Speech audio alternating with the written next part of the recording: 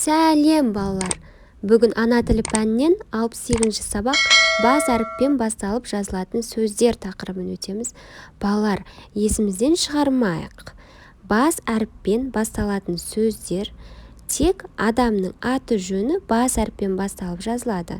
Мысалы, кім Досан, кім Әсем, кім ұлы Нұржан ұлы, балалар. Келесі балалар, жер су атаулары бас әріппен басталып жазылады. Мысалы, Алатау, Тараз, Жетісу, Семей, Іле. Және де балалар, үй хайуанаттары мен жануарларына қойылған аттар да бас әріппен басталып жазылады. Мысалы, Ақтөс, Мойнақ, Байшұбар. Және балалар, әр қашанда сөйлем басталарда бірінші сөз бас әріппен басталып жазылады. Жақсы балалар, олай болса бірінші жаттығуға қарайық. Бірінші жаттығу: мәтінді түсініп оқы. Мәтіннің тақырыбы қақпашы деп аталынады.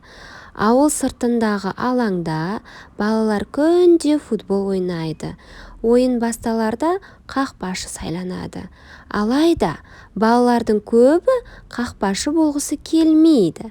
Бір күні футболдан жарыс өтейді деген хабар келді. Оған жақсы ойыншыларды таңдай бастады. Жарысқа тек Ерікті ғана қабылдады. Ерік сол жарыста ең үздік қақпашы атанды. Балалар әлі де футбол ойнап жүр.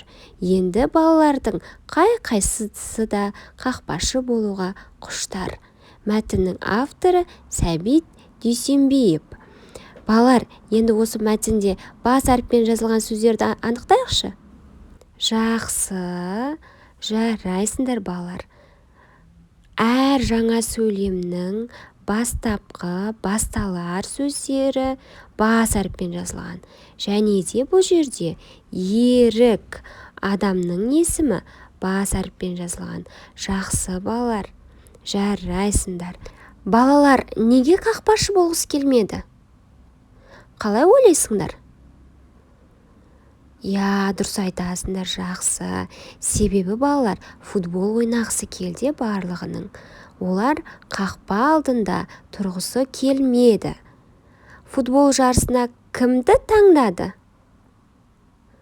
Жақсы балалар, футбол жарысына Ерікті таңдады.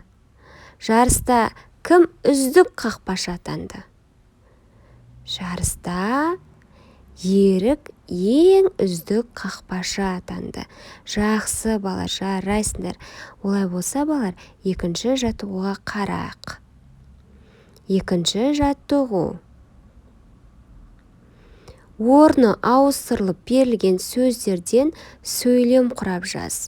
Адамның атын тауып, астын сыз. Доп ойнады балалар.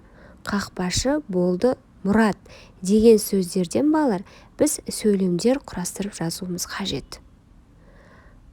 Қалай құрастырамыз балалар? Жақсы балалар. Балалар доп ойнады. Келесі сөйлем: Мұрат қақпашы болды.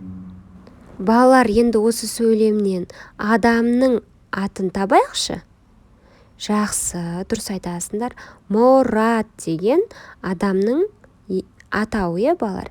Яғни Мұрат деген сөздің астын сызып қояды екенбіз. Жақсы балалар. Олай болса балалар, үшінші жаттығуға қарайық. Үшінші жаттығу: әр доптың сипатын білдіретін сөздерді тап дейді балалар. Балалар, суреттерге қарайық. Суретте нені көріп тұрмыз? Доптарды көріп тұрмыз, балалар. Енді осы доптарға сипаттау сөздерін табайық балалар. Ең үлкен доп ол сары жасыл доп екен. Жақсы балалар. Қызыл сары доп ол баскетболға арналған доп екен. Жақсы. Көк сары доп балалар ол волейболға арналған доп. Қара ала доп ол футболға арналған доп екен. Балалар, жақсы, жарайсыңдар. Балалар, осымен біздің сабағымыз аяқталды. Каналға жазылып, лайк басып, комментарий қалдыруды ұмытпаймыз. Сау болыңдар балалар.